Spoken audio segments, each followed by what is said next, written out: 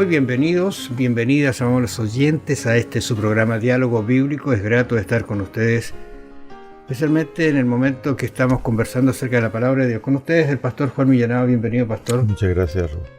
¿Y quién les habla? Raúl Medina. Vamos a conversar ahora de una sola palabra: huir. Cambiamos ahora el escenario. Ya hemos conversado acerca del paralítico, muchas cosas quedaron en el tintero, pero usted puede seguir escudriñando la palabra de Dios. Cuando hablamos de huir, estamos refiriéndonos a un personaje bíblico muy importante que aparece en las Escrituras.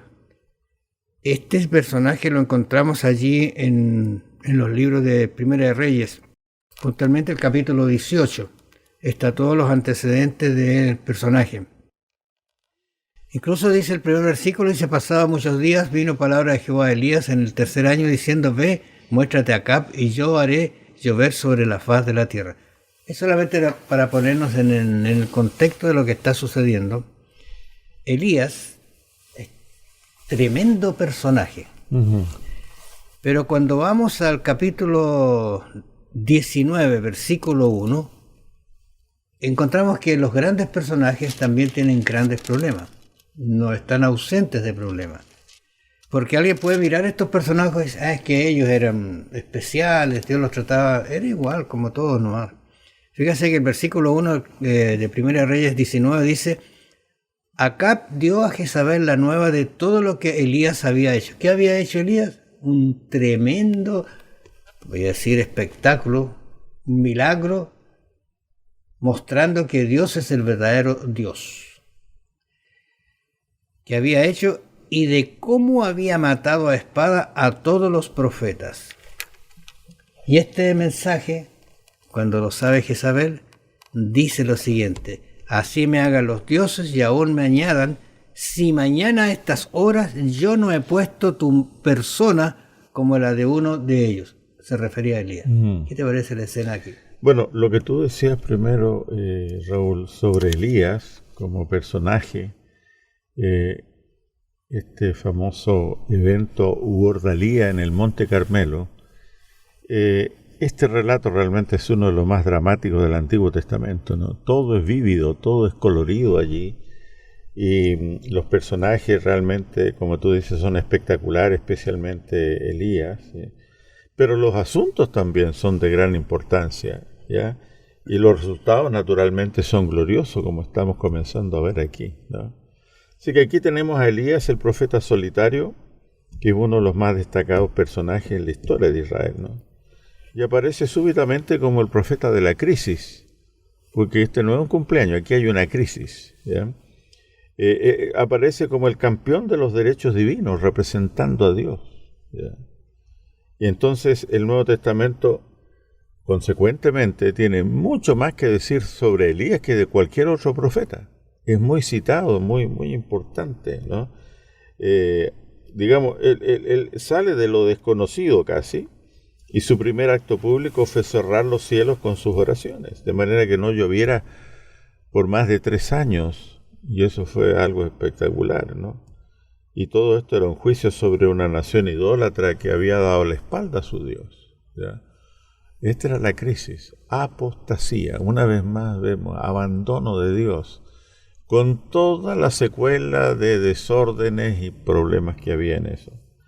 Entonces no tenemos nosotros mucho registro de la vida temprana de Elías, pero esta fe sin duda fue puesta a preparación.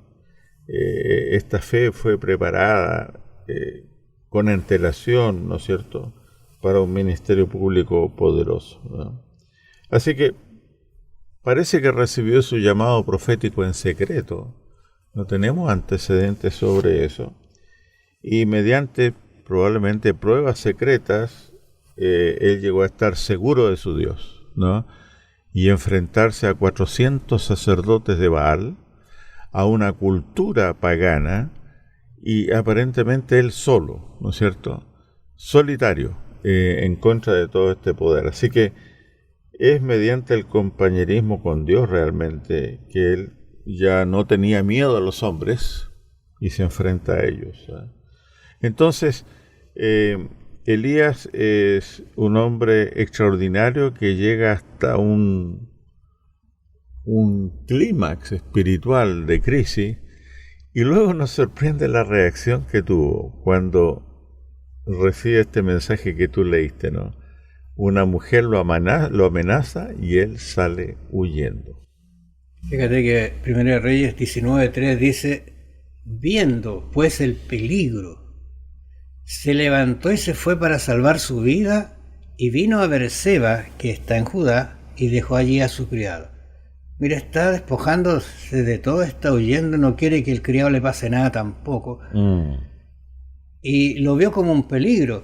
Yo estaba pensando, Juan, cómo lo hizo para eliminar 400 personas. Yo creo que le ayudaron también. Sí. Pero eliminó el pecado, en realidad no personas, porque eso era un infragante pecado que estaban haciendo ellos. Sí. Y estaban nada menos que en el pueblo de Israel, pues no era una... O sea, es como decir, dentro de mi iglesia hay un pecado grande y hay que eliminarlo. Y entonces, y uno piensa, ¿qué le pasó? ¿Le faltó fe? Yo creo que no, porque él seguía con fe, ¿no es cierto? 1 Reyes 19:10 lo dice allí. Pero había estado sometido a una fuerte presión. ¿Y qué presión era? Lo habían atemorizado falsos profetas, esta misma situación. Jezabel misma tenía poder, era la que al parecer mandaba en el reino, y era una mujer idólatra. Así que venía sobre él un decreto de muerte y se quebró. Y esto lo lleva a una depresión profunda, a un desánimo profundo, ¿no?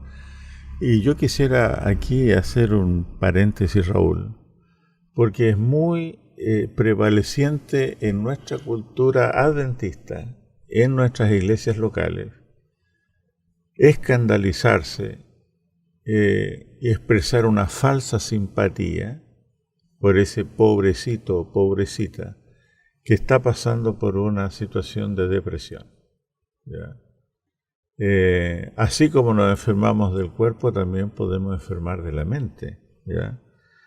La Organización Mundial de la Salud nos habla que hay más de 300 millones de personas cada año que pasan por depresión, ¿ya? Y que es la enfermedad a la cual se le atribuye la causa de discapacidad más frecuente.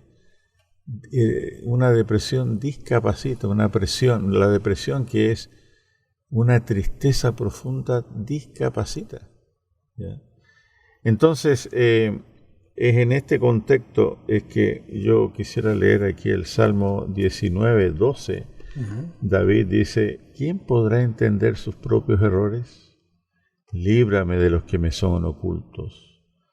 Preserva también a tu siervo de las soberbias, que no se enseñoreen de mí. Entonces seré íntegro y estaré limpio de gran rebelión. Fíjate, nosotros no tenemos capacidad para reconocer nuestros propios errores, ni siquiera los de un día, ¿ya? Esa persona está paralizada, ¿ya? Quiere salir de allí, pero no puede, está enferma, tiene una tristeza profunda. Por eso dice: Señor, líbrame de los que me son ocultos. Y a veces tú ves a esa persona y la ves normal, ¿ya? Pero sin embargo, como decimos, el funeral va por dentro, ¿no es cierto? Y a veces ocurre esto: Señor, no solamente líbrame de estas cosas asintomáticas, dice, preserva también a tu siervo de la soberbia. Fíjate, uno que está sano a lo mejor podría mirar con soberbia, mirar con desdén a una persona que está pasando por esto. Yo creo que en el próximo capítulo vamos a hablar un poquito más sobre esto. Exactamente, porque en el caso de Elías justamente nos enseñan a juzgar al que cae en el desánimo o la depresión, sin apoyarlo. Bueno, gracias, amables oyentes, por su atención. Vamos a encontrarnos mañana. Bendiciones.